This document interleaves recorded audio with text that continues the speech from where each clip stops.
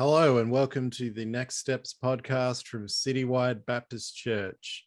We're recording this podcast on the 11th of October. You'll be hearing it on the 13th. My name is Matt Henderson. I'm one of the elders at Citywide Baptist Church. Joining me is Mitch, one of our youth leaders, and a member of our teaching team, Dan, one of our pastors, and our senior pastor, Matt Garvin.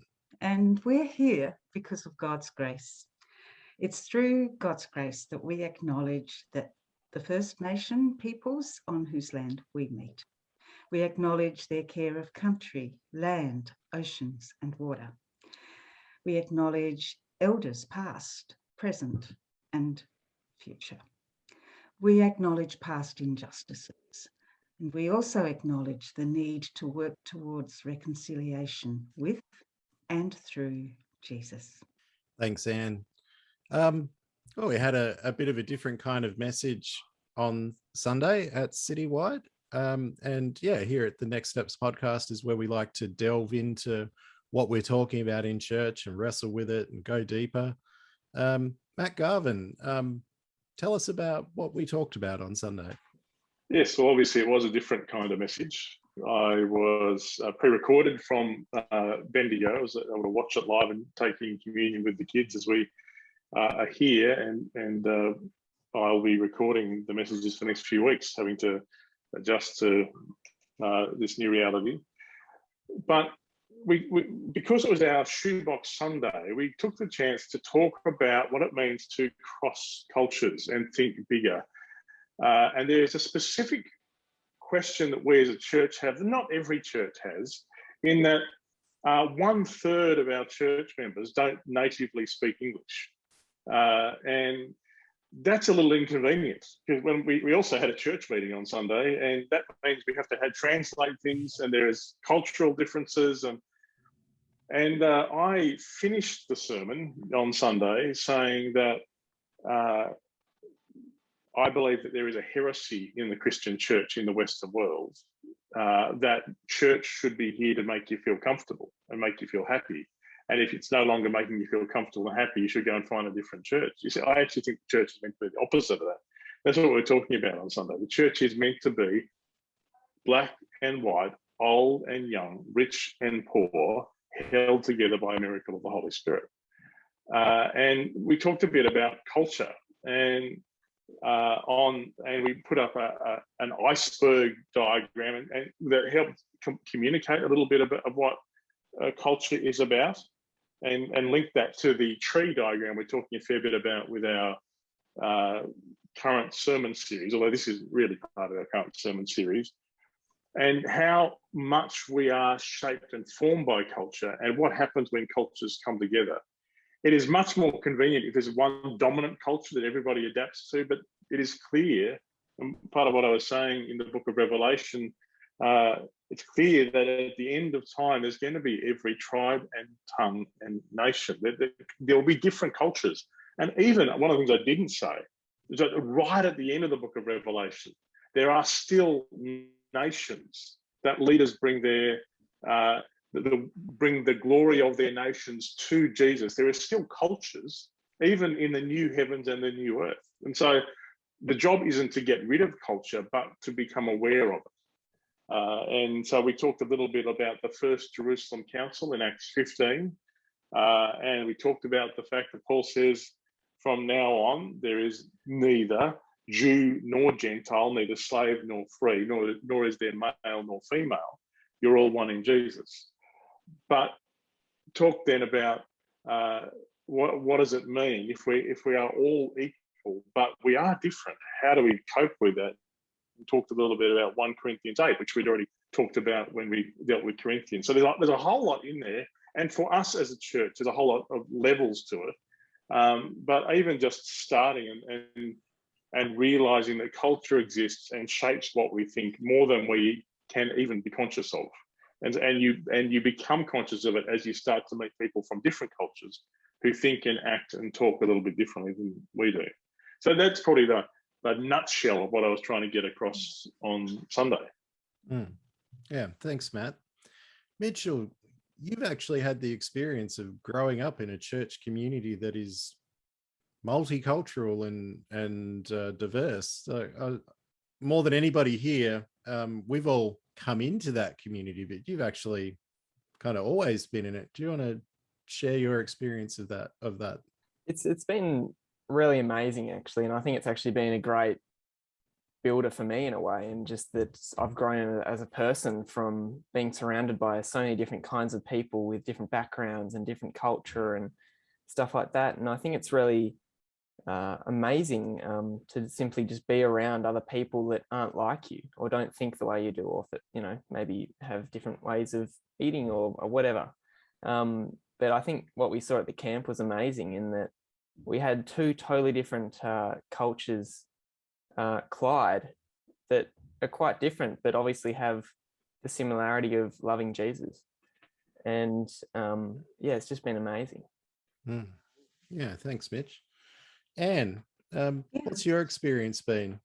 Have been growing up in New Guinea and then spent time in other countries where I've lived in other countries. I have actually been immersed in other cultures as well. And I know for me, I've really been grateful for that opportunity that my life has given me to actually experience differences. And in some ways, I am myself, when I came back from New Guinea, I came back into a school environment where kids had been together ever since kinder. And I was coming in at the end of grade 6 or grade 5.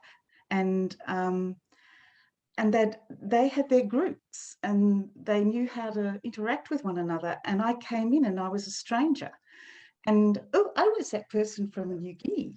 And it actually took me a year to be accepted. So it was kind of like, I've actually experienced some of that, being the outsider and learning what it means to be in a different cultural setting, because life in New Guinea was very different from the life I ended up living in Australia. And then when we went to Saudi Arabia, a very different life again from the life I live here in Australia. But it's made me appreciate the depth of different cultures and what we can learn and grow from and love about different people, and about the importance of being accepting. And I really love that we have our Nepalese brothers and sisters with us, and what they offer and contribute. And I look forward to more of what we can learn from them. And I love that they are willing to learn from us too. Thanks, Anne. Dan, like from a parental point of view, like you're a dad with young kids. What's it like shepherding kids through this sort of multicultural, diverse community that we find ourselves in? Yeah, I think in some ways the kids don't notice. Like, for example, in my daughter's class, there is people from all different nationalities, and we go to birthday parties, and it's just pretty normal for her to experience that, which is very different from myself growing up on the northwest of Tassie, where that wasn't the case. It was actually, for me, it was when I moved down to Hobart for uni, it was actually a bit of a shock, or in more ways than one. I remember driving down Macquarie Street and at like 6 o'clock and seeing people out on the street, and I was like, what are people doing up at this time of night? On the northwest, all the shops would be closed and no one's on the main street at that time of night.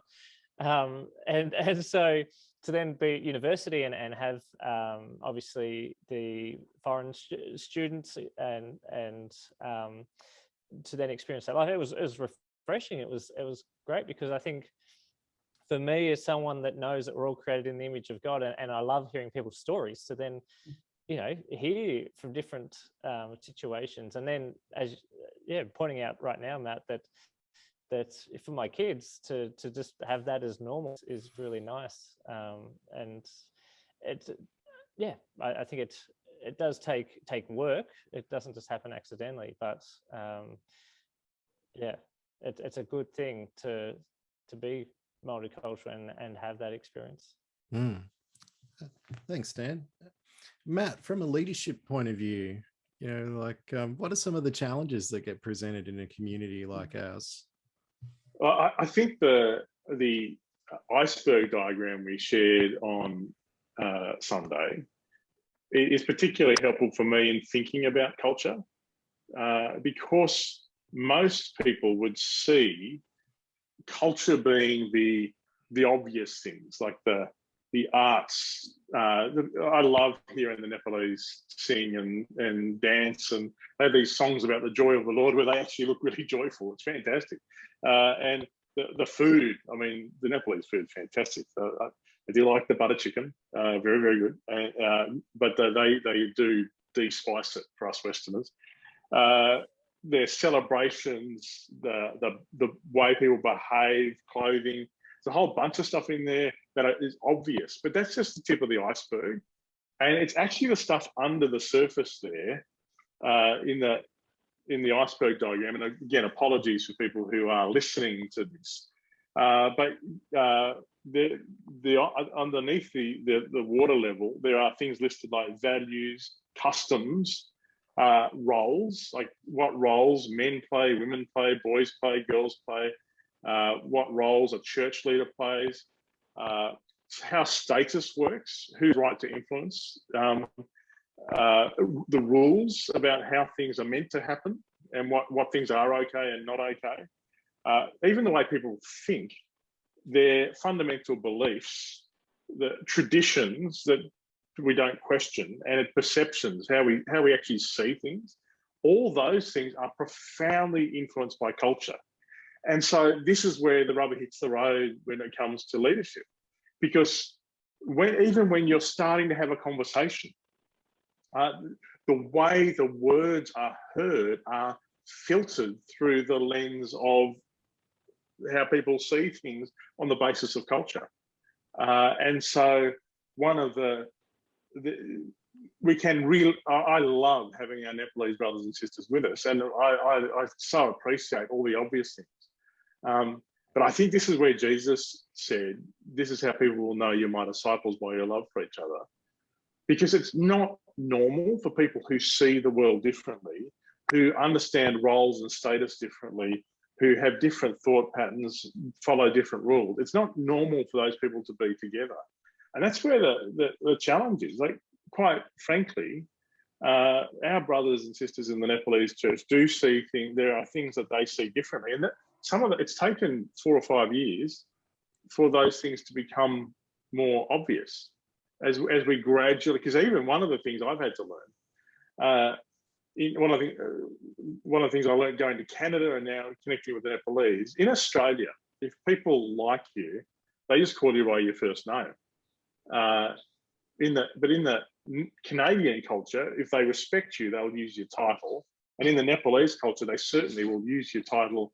And there is something, as the senior pastor, just turning up at the Nepalese celebrations is really valued, and in a way that it's not valued in Australian celebrations.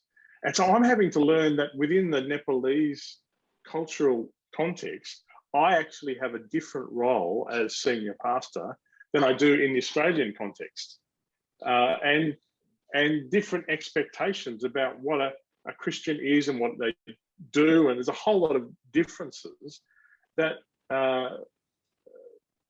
raise a whole lot of potential for conflict, that take a whole lot of courage and honesty and wisdom to have to work through. And that for me, that's where that iceberg diagram is helpful in just naming some of the questions that have to be worked through with different cultures.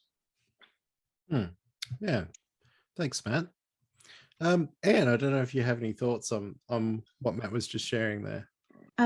Well, one of the things that, you know how I like mind pictures at different times, and one of them that I have is I was walking along the beach and one day, and what struck me is that place where the sea meets the sand.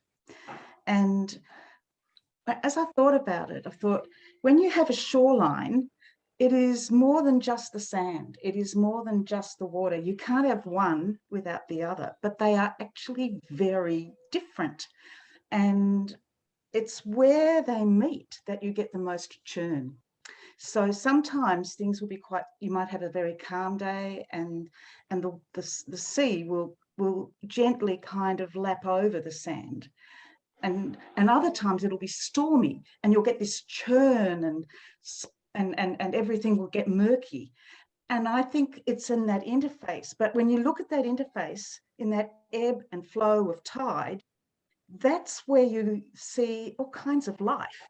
You see crabs, and you see the birds come in and do whatever they're going to do to get what's in underneath the sand. But more than that, you see the color and you see the movement, and there's this level of energy, and there's this dynamic quality that is really special, at that where sand meets sea, sea meets sand.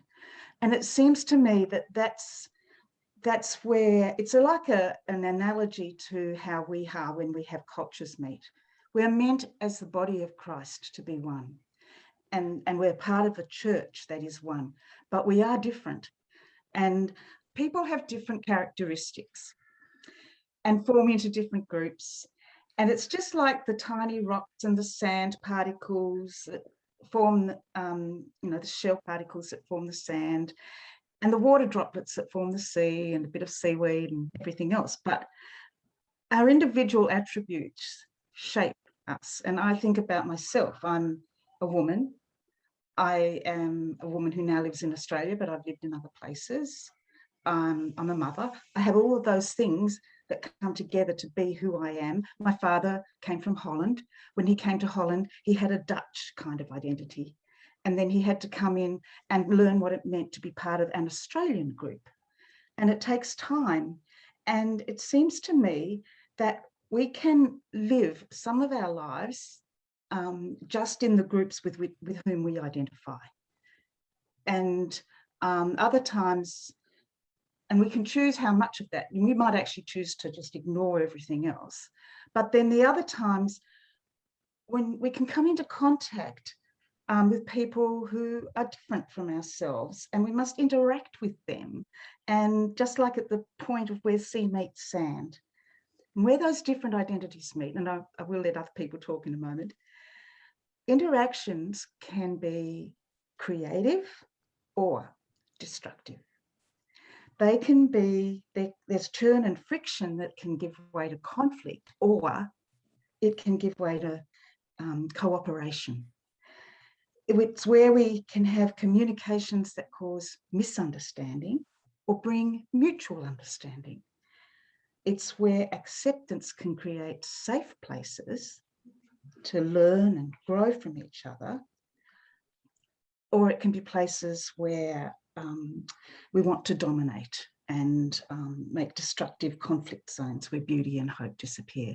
And it seems to me that as the body of Jesus, what we are called to do is to make the effort, and it is an effort sometimes because we have to rise above our own understandings, to be creative, to be cooperative, to work out and take the energy and time to do those things, to work toward mutual understanding, and to create those safe places where we can do those things.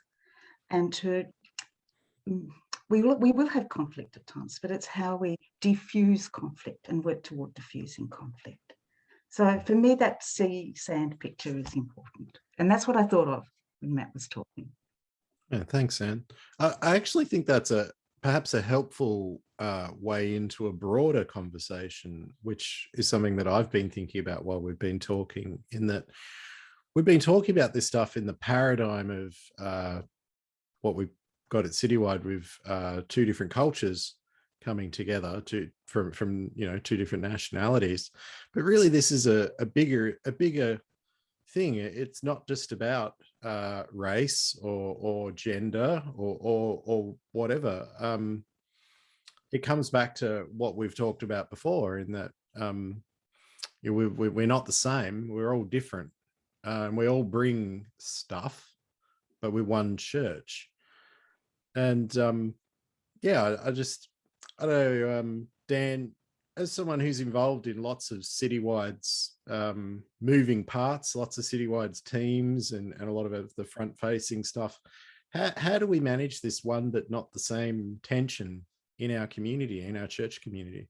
Yeah, I think it's a good question, and I think that's one of the reasons why I value so much when we read the letters, and it's the church leaders there trying to understand the context of the church and how they lead into those contexts. And I really value, and what Matt raised, Garvin, about the church council. Like, for me, that's a really important process of the church going, all right, we really need to get together here, hear the voices that are on the ground and that are the forefront, and how do we together work together, listening to the Holy Spirit to find a way forward. And it can change, it can shift, and that's why it's so important to be listening to God in our context. So, like you say, with all the different areas at Citywide, there's so much complexity. We're a community hub with multiple congregations. We're trying to work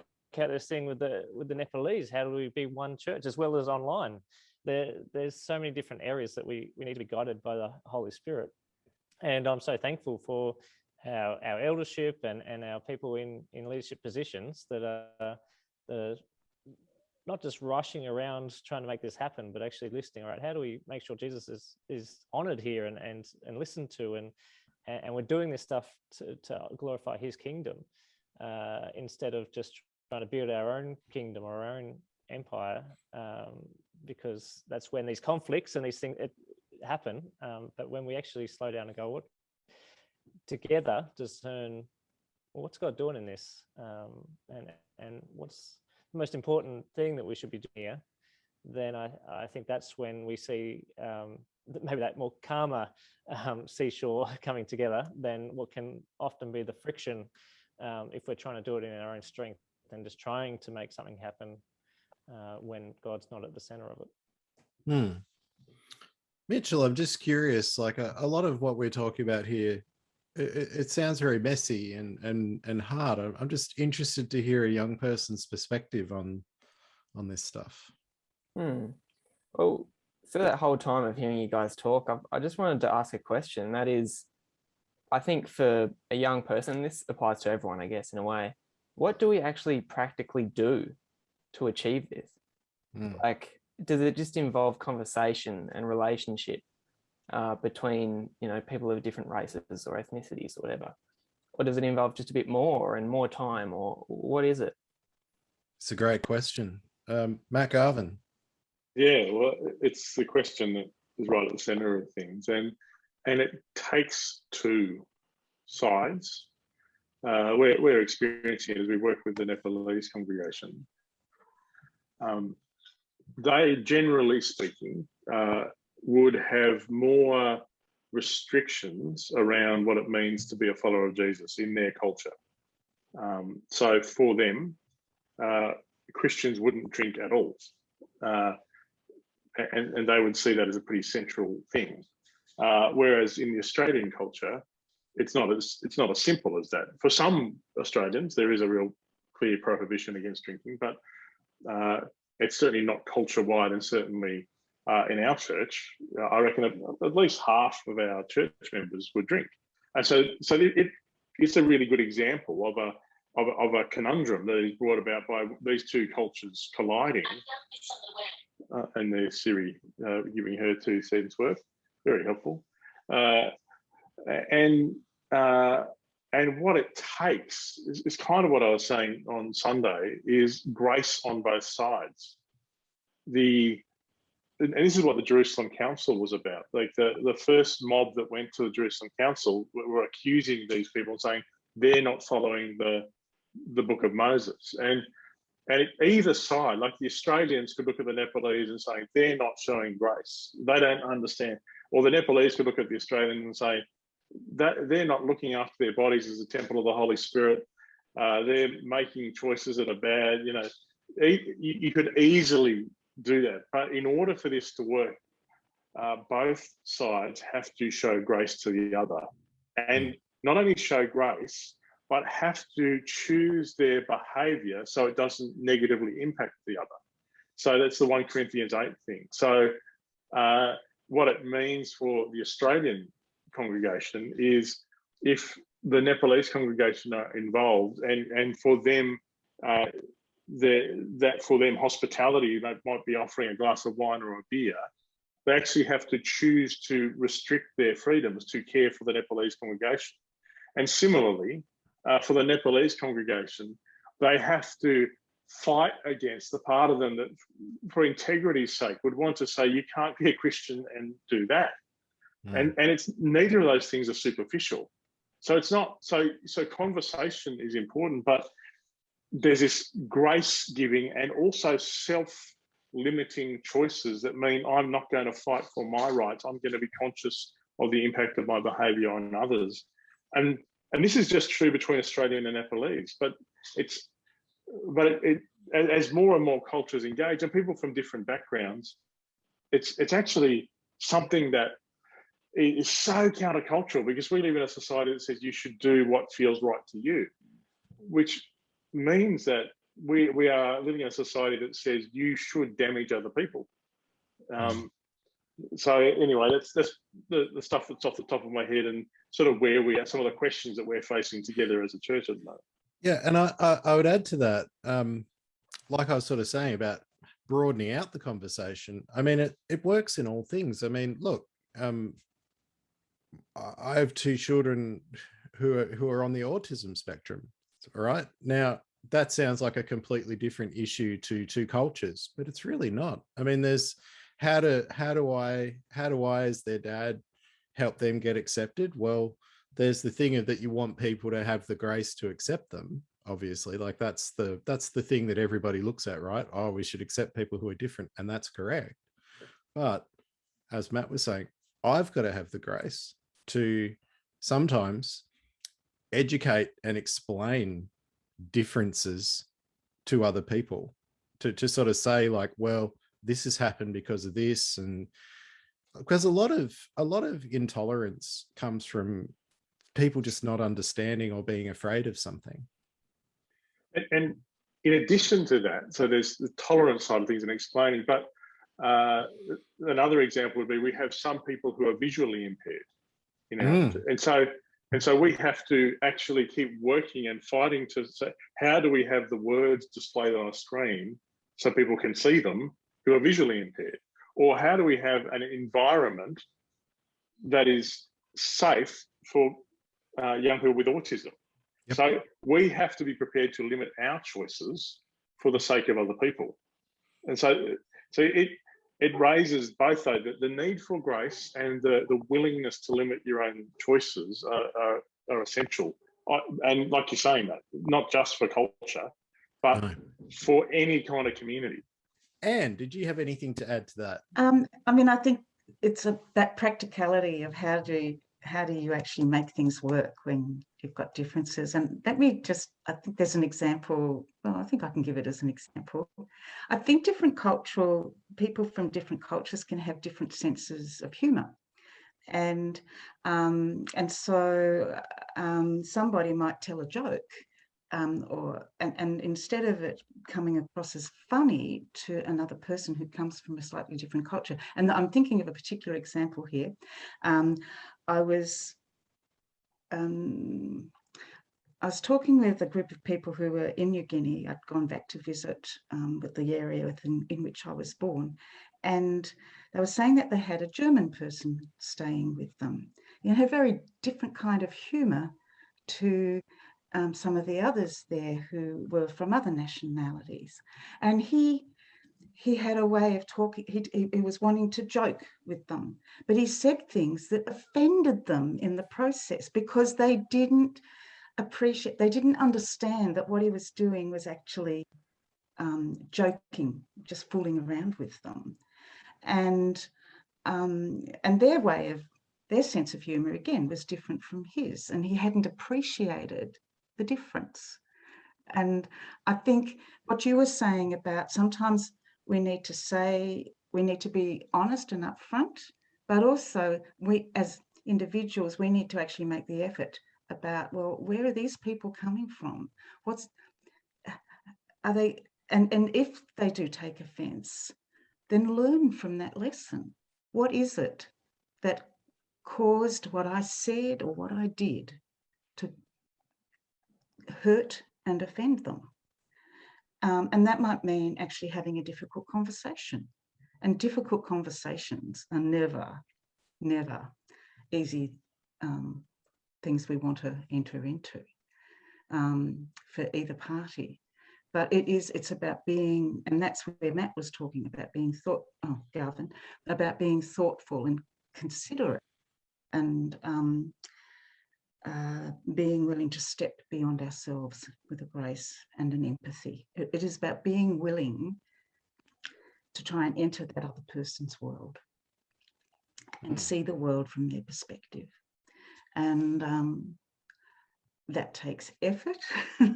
It takes time. It can actually, it means you have to listen and be observant.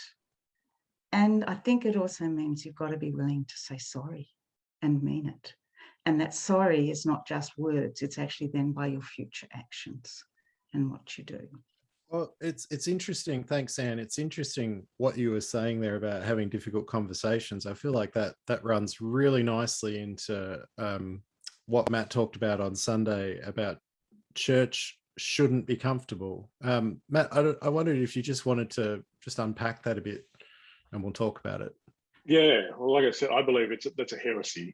And it's a heresy that's grown out of the church growth movement that said you should work out what your target market is and work out what they like and build a church around that, and then measure your success by bums on seats. And as part of that, actually, the book that called Understanding Church Growth by Donald McGavran actually said you needed to isolate a demographic, like rich white people or poor black people, and target your church at them.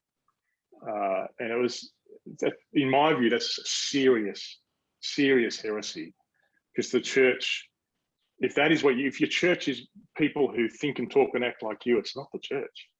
The church is, right, Jesus says our main evangelism strategy, people should look at us and go, what? How do you guys hang together? You know, it's by our love for each other that people will know we're his disciples. And it's not that big a deal if you're only hanging around with people who think and talk and act like you. So I think it's a serious problem in the Western world, a serious problem with church, and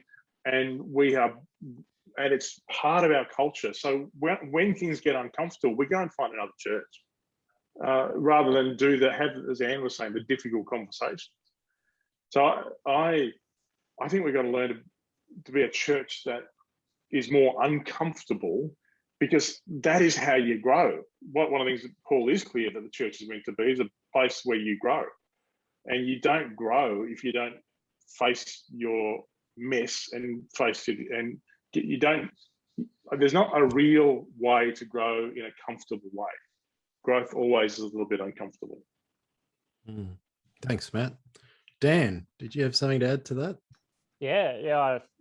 I just find this line of being comfortable with being uncomfortable is something that I'm learning to really live with, because when we're following Christ in our life, he calls us into things that are uncomfortable. The things that he says in the Gospels are uncomfortable sometimes to hear, and it's hard to get my head around why people would leave if they're not feeling this is a church that's making me feel comfortable, because that's not what church is about. And I'm just so thankful for the opportunities I've had, even though I don't feel comfortable doing them, that have helped me grow.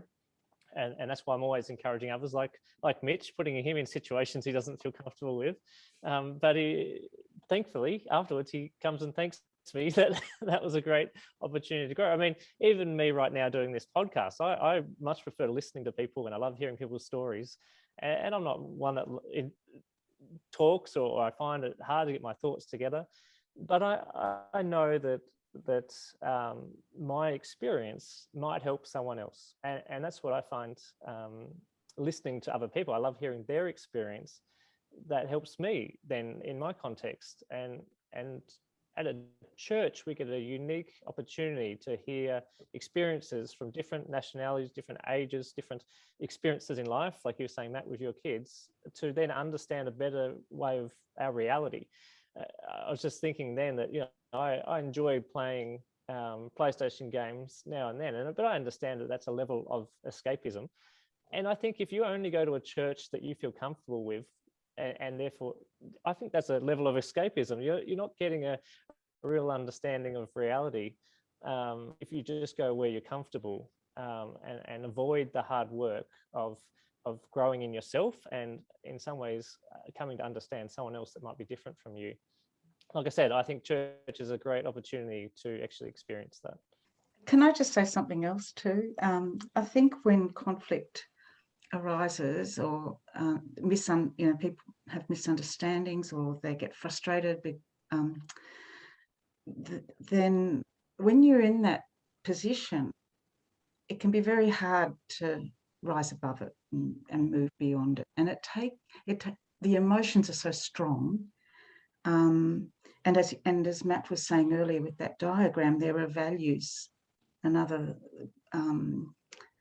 and attitudes that drive that, which are very deep-seated. And